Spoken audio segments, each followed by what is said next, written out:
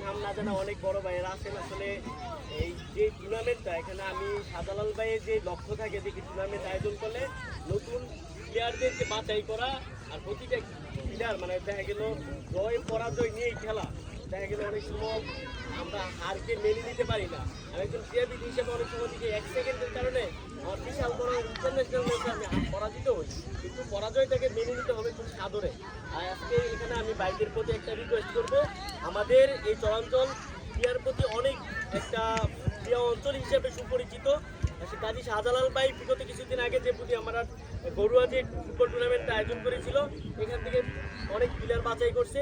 আজকের যে নদীপুরা যে আজকের এই টুর্নামেন্ট, রাজ্জাক ভাইয়ের কাছে আমার বিশেষ অনুরোধ থাকবে এখান থেকে প্রতিটা গ্রাম থেকে 2-1টা করে প্লেয়ার বাছাই করে আমরা যেন জেলা লিগগুলো খেলতে পারি, এইভাবে তরুণদেরকে তৈরি করবে এই আশা ব্যক্ত করে আমি সবাইকে ধন্যবাদ জানিয়ে শেষ করতে। আসসালামু আলাইকুম। আজকে নজরপুর শহীদ টুর্নামেন্ট আয়োজন করেছেন আমার স্নেহভাজন আব্দুল রাজ্জাক ফকির। উনি একজন আসলে এই খেলার তিনি অনেক দক্ষতা এবং উনি একজন প্লেয়ার।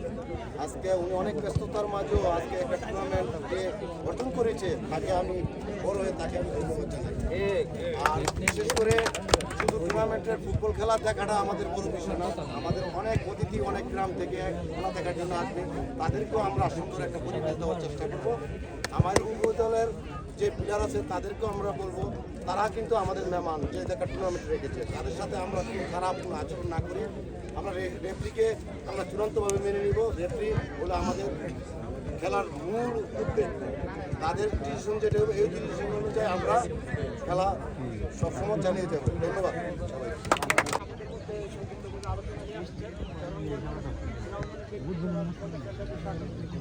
আসসালামু আলাইকুম। তো আমাদের একটা কিন্তু খুশি সংবাদ পেলে যা যে ব্যস্ততা লোক রাজ্জাক ফকির এই টুর্নামেন্টের চিন্তা ভাবনা কীভাবে আসলো, এই লোকের ফোনে ঠিক মতন পাওয়া যায় না, এই লোকে টুর্নামেন্টের আয়োজন করছে। আমি এত গর্বিত নজরপুরে একটা টুর্নামেন্টের আয়োজন করছে, এই জন্য রাজ্জাক ফকিরের সবাই জোরতালির মাধ্যমে একটা সম্ভাবনা। আর রাজ্জাক ফকির যেহেতু এই ক্রিয়ার মাঝে জড়িত হয়েছে, ইনশাল্লাহ আগামী আমিও অনেক চিন্তা ভাবনা করতেছি জালালি একটা অংশগ্রহণ করার জন্য। রাজ্জাক ফকির কিন্তু ইনশাল্লাহ ফুটবলের প্রতি মনোযোগ মহলায় হয়ে গেছে। তো আপনার কোনো জ্বরের প্লেয়ারের কোনো চিন্তা নাই, প্লেয়ার নো টেনশন, মানে নো টেনশন। আমরা এবার জেলা লিগ পুরো শহরেতে একটা জেলা লিগ অংশগ্রহণ করার চিন্তা আমরা করতেছি। আর বিশেষ করে হলো চম্পকনগরের টিম আর হলো নজরপুরের টিম। আমরা লেফারের সিদ্ধান্ত চূড়ান্ত সিদ্ধান্ত, মাঠের ভিতরে বডি টাচের খেলা মানে ফুটবলের বডি টাচ। আমরা এই জিনিসটা চিন্তা করবো। লেফারি ডিভিশন হলো চূড়ান্ত ডিভিশন, লেফারি কারে কার্ড দিতেছে, লেফারি হলো 2 চোখ। আমরা বাইরে যারা আছি তারা হলো 27 চোখ। মানুষ মারতে ভুল হইতে পারে, লেফারি যেটা কন্ট্রোল না করতে পারবে সেটা এখানে কমিটি আছে, কমিটি কাছে আবেদন করবে। আমরা নিজে নিজে কোনো যাতে বিচার না করি।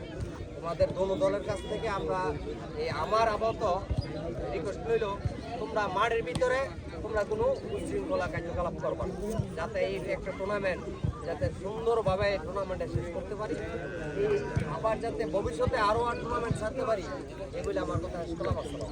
লেফটিতে থাকবে, লেফটি খেলার ভিতরে সবাইকে বিশেষভাবে অনুরোধ করছি, সবাই মাঠ থেকে বেরিয়ে যান খেলোয়াড় বাদে।